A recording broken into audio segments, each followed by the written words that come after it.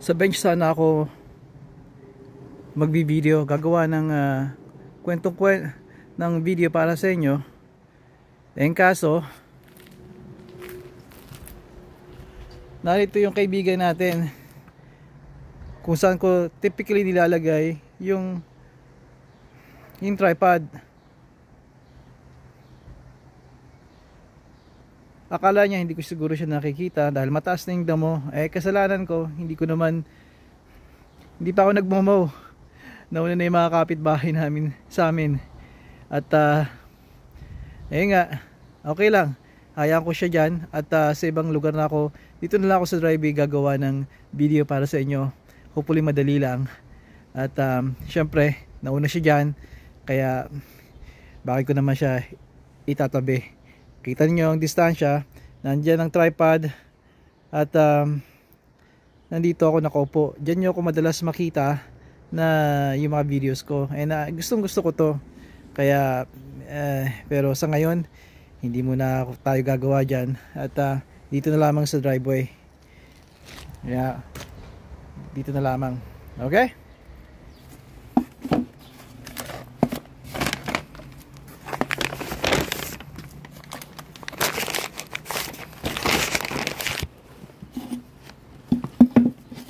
Tara. Hari-hari.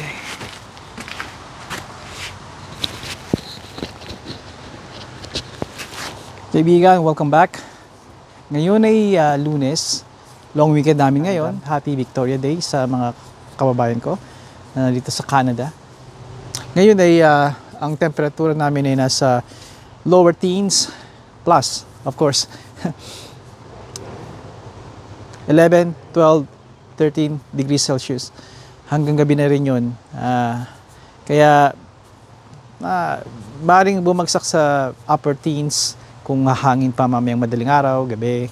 Kaya okay na, okay yung mga ibang halaman dito.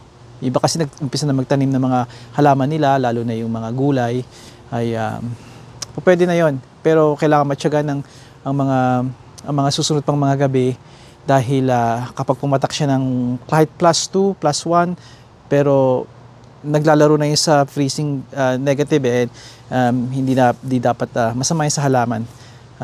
Pwede nyong protektahan ang halaman sa pamamagitan ng pagbalot nila, pagprotekta nila sa hangin, hindi mahanginan, pero pinakamaganda niyan sa labas. May pagkakataon naman na hindi nyo na may labas kasi naitanim nyo na sa lupa, ay bigyan nyo lang ng bakuran nyo lamang ng mga pamproteksyon, plastic, barrow. Make sure na tanggalin nyo yun pag sapit ng umaga, dahil umaga typically malamig, maaraw na, at yung araw na yon ay lalo pat itim ang timba, ay maring ikalanta rin nila. Kaya very tricky ang ang umpisa dito ng pagtatanim, dahil hinahabol nyo yung araw, hinahabol nyo yung panahon, dahil limitado rito ang magagandang mga panahon. Kaya ilang buwan lang dito ay babalik na muli sa taglagas at freezing temperature na naman uli. Kaya ayoko pag-usapan muna yon, dahil I'm sure kalalabas lang natin doon at ayaw nyo marinig yon. Narito ako ngayon sa inyo para ipakita, i-share sa inyo ang aking mga nabili na order sa Amazon. Ito'y 4 na uri.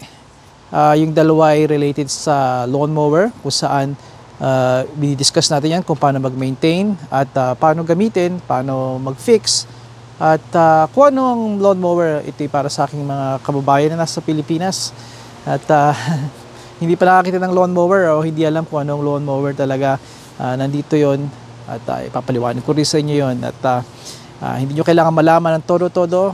Just gusto ko lang na magkaroon kayo ng ideya. At sa pagdating nyo rito, US, Canada, ay maaari nyo mabalikan to or maalala at makatulong sa inyo. Isa pa, meron akong 2 kinuha dito na in order na gusto kong gamitin. Ito'y kilala ko dito nagsusuot ng suspenders. Yung suspenders yung yung yung suspenders, alam niyo, di ba? Yung suspenders, di ba? Imbes na sinturon, ang gamit nyo ay suspenders. Nakasabit to keep your pants up. Ika nga nila. At gumagamit ako noon, pero kadalasan ay yung clip-on, yung ina-attach lang sa inyong pantalon or sa belt. Nakakuha ko ng magandang uri noon dahil hanggat maaari ayoko yung botones na pang formal o yung botones na pang trabaho na called bachelor buttons. Yung pang formal ay yung botones nasa loob ng iyong pantalon. Yun namang bachelor buttons na typically sa mga makikita yung sa mga construction workers, even construction workers, carpenters, at yung mga nagtatrabaho nga, even loggers, mga napuputol ng mga kahoy, ay yung botones na nasa labas. Pag-usapan natin yung siguro sa mga susunod na panahon. Pero ngayon, ang kinuha ko ay hindi di botones, kundi isa called clip-on. Meron siyang, hindi naman carabiner siya, isa clip. It's, ipapakita ko sa inyo. Right? At natutuwa ako. Mahilig rin ako sa leather. Kaya kumuha ko ng leather na yon. Sana mag-work sa akin yon, and I'm sure nakikita ko yung sarili ko na like kung gagamitin yon at makikita nyo yung ginang-suot ko. Dahil nagbabago ng panahon, kaibigan. Hindi ko pa rin i-give up ang aking mga leather at mga leather or tactical belt ko. Pero gusto kong subukan talaga to, at I think tunay na maiibigan ko to. Kaya gusto ko ibahagi sa inyo, baka isa ring option na gusto nyong subukan. Ano man ang edad nyo, I think it increase your masculinity, appearance ko naka-suspender ka. Ika nga nila. And I truly believe that. Isa pa yung ikalawa. Ano ba ikalawa?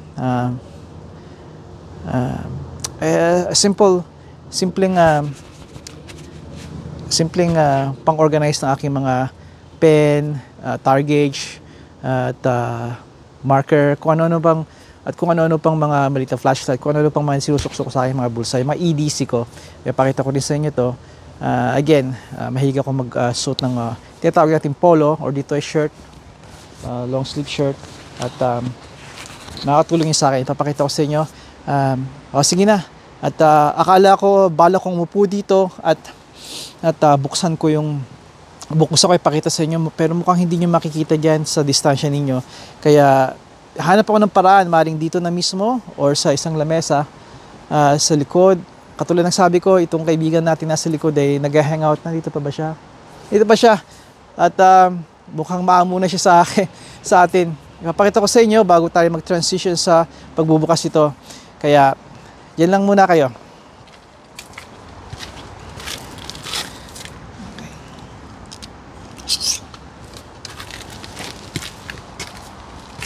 Hindi ako masyadong lalapit sa kanya. Masyado siyang kampante. Ayan siya.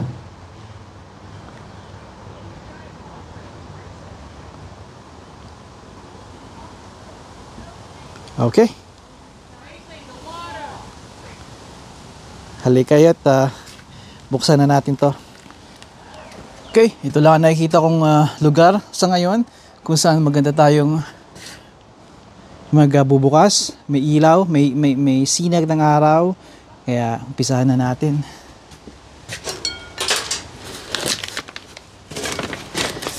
Laki ng bag, pero dalawa lamang ang laman.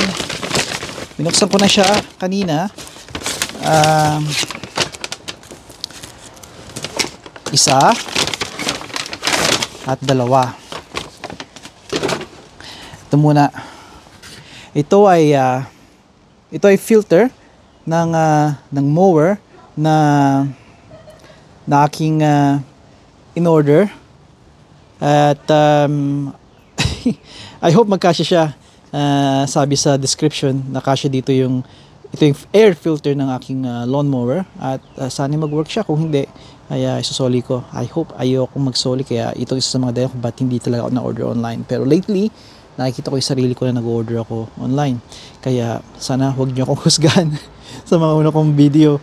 Ay sinabi ko na iniiwasan ko yun, pero may mga pagkakataon na hindi talaga nandito talaga yung hinahanap ko eh. Kaya I'm sure nakaka-relate din ang karamihan sa inyo. Okay? Hindi natin ito bubuksan at itatabi ko na.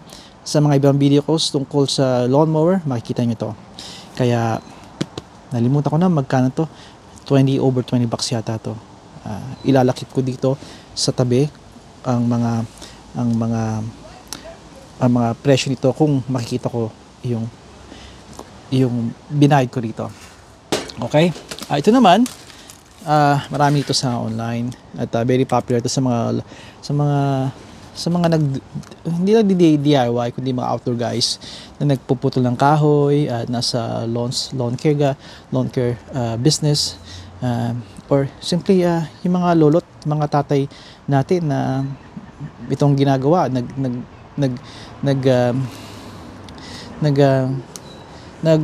may maintain ng bakuran or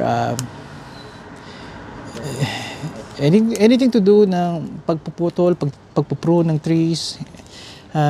Ito yon. Okay, the puck. Ito ang kanyang description, ang kung saan siya gamit. Focus. Lawnmower blades, meron tayo niyan. Ang gamit ko ay grinder at panghasa ng iba, pero ito gusto kong subukan sa machetes. Yun yung ating kumbaga parang not exactly, pero kapareho na rin parang sa ating itak, gulok, tabak, although mas mahaba yan. Mas kilala, hatchets, shovels, yes, totoo, shovels at mga palakol. Okay, may dala akong palakol dito, ipapakita ko sa inyo. Let's see, sana maliwanag to. Paki-pause na lang kung I think nakuha kong maliwanag to. Hindi ko makita kung saan ito made. Yung filter na yun na ginamit ko, made in China. Ano magagawa natin, di ba? Kung kaya natin kumuha ng made in Canada at US na mataas ang porsyentong magandang quality talaga, you pay a little bit of money, ay gagawin natin. Pero may times na hindi yun ang kaso. Pero okay lang. Ito. Bukas na to. At so buong idea nito ay ito yung fine, yung manipis-nipis na yung makinis-kinis na side, at ito yung coarse, magaspang ito. Ito yung unang yung gagawin kapag umpisahan ninyo maghasa. So susunod, pagkatapos nun, tatapusin nyo ng finer grit. Ito yon. Ngayon, hindi to sobrang fine at hindi ito sobrang maganda to sa mga inulit ko sa inyo tulad ng lawnmowers, mga machetes, even palakol, yung axes, dahil hindi nyo kailangan na super, yun yung mga bagay na hindi talaga super na talim, katulad ng kutsilyo, butcher knife, mga panghasa natin sa kusina. Yun ang mas kailangan, mas pino dito. Hindi ideal to gamitin doon, although pwede nyo gamitin, pero mas maganda kung mas may finer pa ang bato nyo panghasa. Ito ay hindi ganun ka-fine, pero perfecto to sa mga palakol.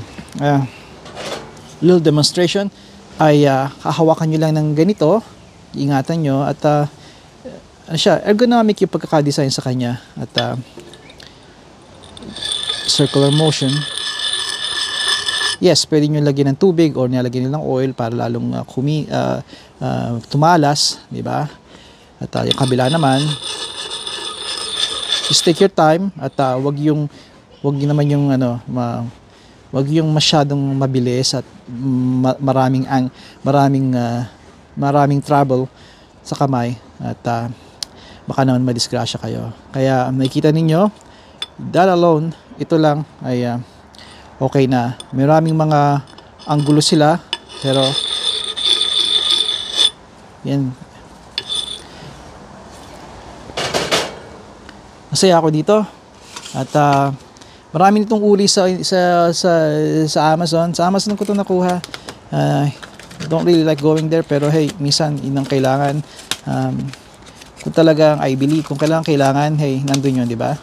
Pero may kinahabit na lagi na pumunta, I discourage people to do that.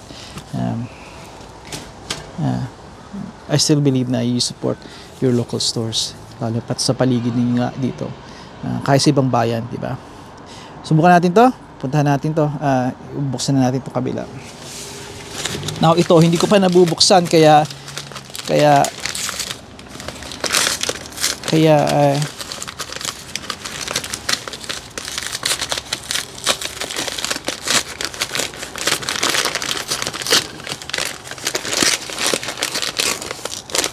hop. Umpisahan natin itong aking para sa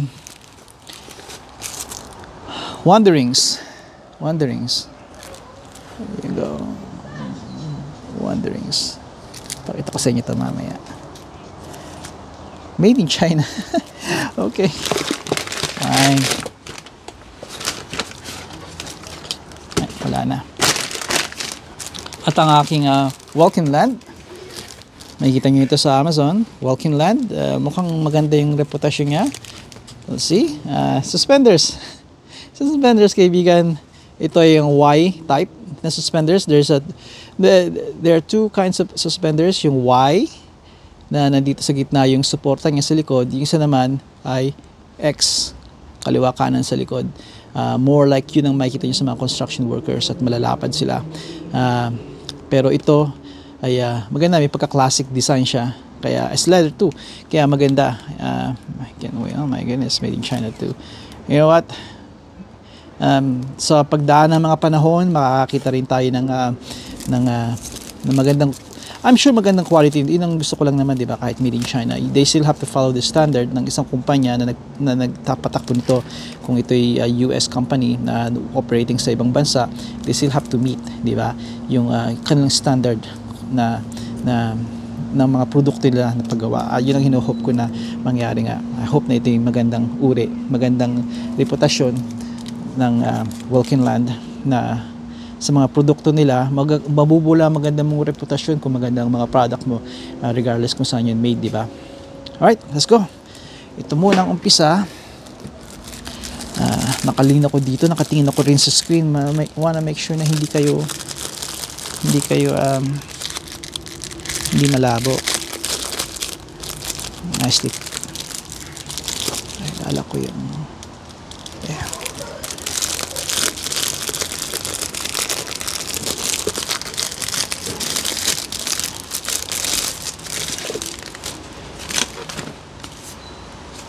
okay.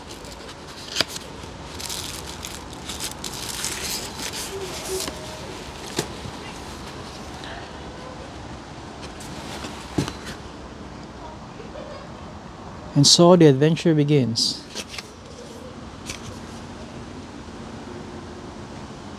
Thank you for choosing Wanderings. I hope you love your purchase. Please let me know if you are not completely satisfied. I want to make this perfect for you. Your purchase also comes with a 365-day warranty. In the unlikely event your Wanderings product does not stand the test of time, please register online now at Alright. I always like it kapag mayroon silang personal na, well, not personal but mga letter, mga introduction sa kanilang produkto that tells you na that's a minivan. Dinadrag niya yung yung kanyang hitch, trailer hitch niya na ball. Nakababa. I wish pwede ko pakita sa inyo, pero dumaan. Ito siya, nicely packed, nicely wrapped, at daming suspense, pa-suspense. Okay, kaibigan, there you go.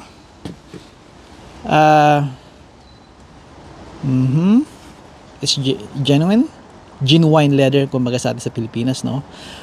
Isusuksok mo to sa bulsa ng iyong polo. At dito, mo ilalagay ang iyong mga pen, marker, tar gauge, kung ano man ang araw-araw o daily mong ginagawa.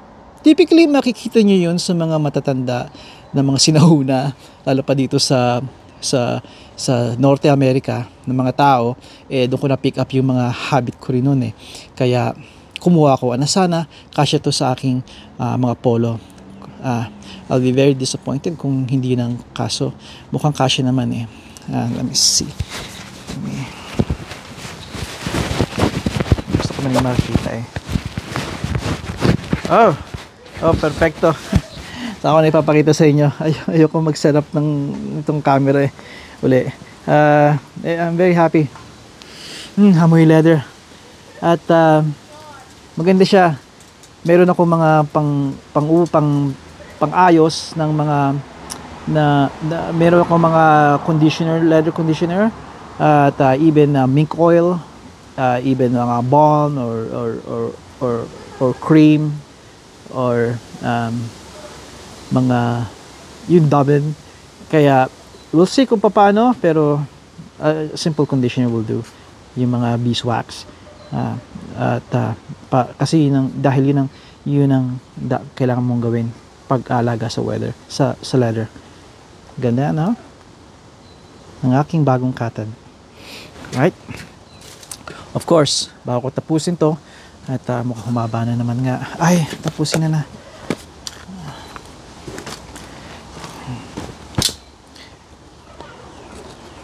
Dumi itong aking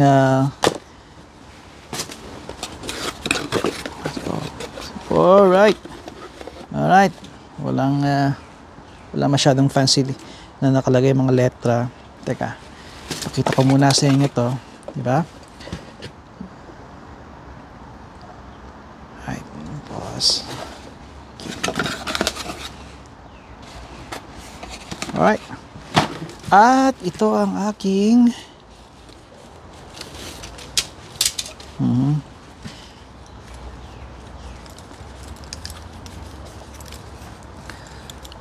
ito ang aking suspenders. Nga pala, kaya ako kinuha to. Kalimutan ko sabihin sa inyo. Buffalo hide. Balat, katad ng buffalo. Buffalo ay, kaibigan, ay yun yung tinatawag na tatangka. Ito yung, kumbaga sa atin yung kalabaw, pero I think mas malaki sa kalabaw. Ito yung naghari noon dito sa North America na mga big mammals, mga malaking kalabaw. Pero just check it out. They're majestic animals. Kaya doon din nabuo at doon nakatulong ang mga buffalo, nakatulong ng malaki sa pag-shape ng North America dahil sa kanilang laman, pagkain, at sa kanilang mga yung paggawa ng fur at leather. At malaking tulong yung mga yon. At just check them out. Alright? Okay. Ito, so you have this clip. Lalagay mo sa yung belt loop. Alright? At ito yung kanyang, itong nakikita nyo, ito yung kanyang leather yoke. Let's call it leather patch. Let's see.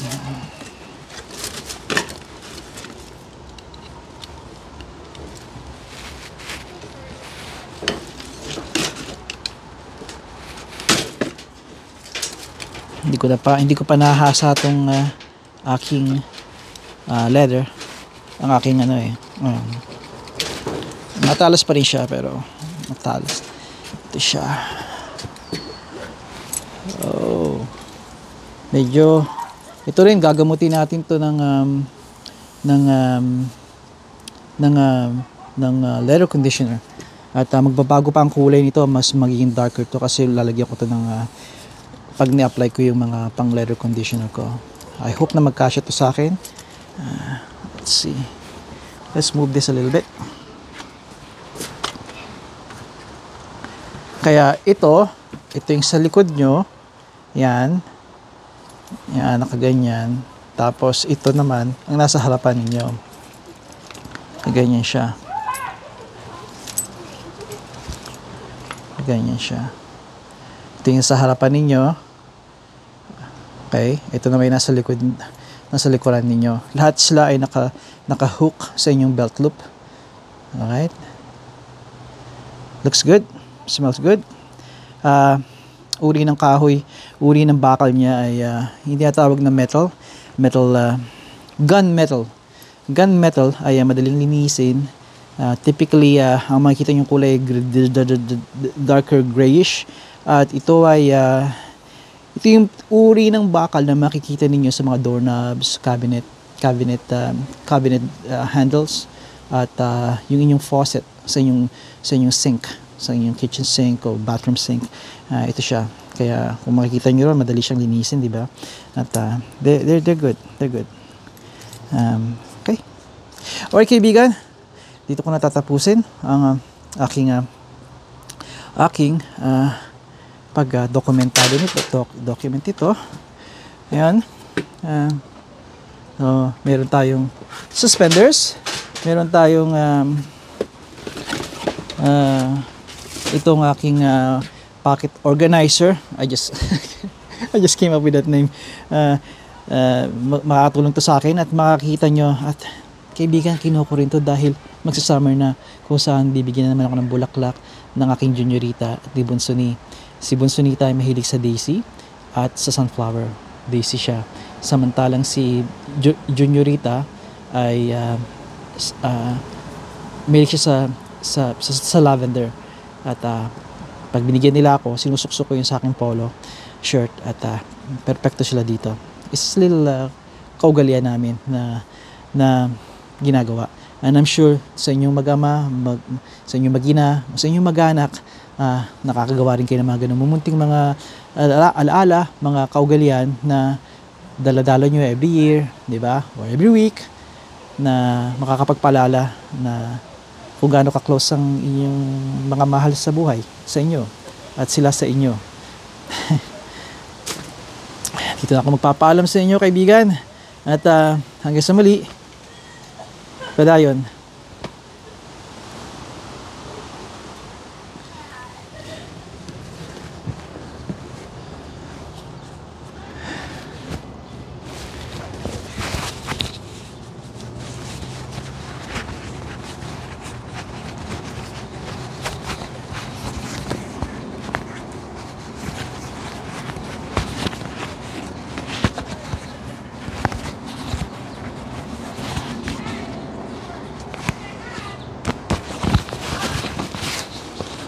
Kasya.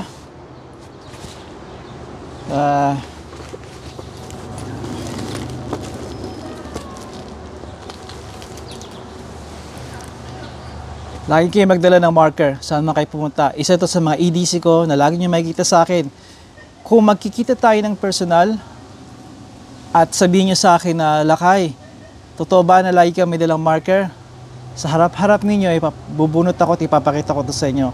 Bakit? Ilang beses na ako nitong iniligtas sa mga lalopat. Hindi pa kayo masyado makaalala. Madali ang marker na isulat ang mga impormasyon. For example, isa sa mga importante, mga sakyan na kailangan nyong malaman dahil biglang malalaman kung anong plate number nila, kulay, pangalan, model ng sakyan, especially yung plate number, madali nyo may sulat. Kaya, importante.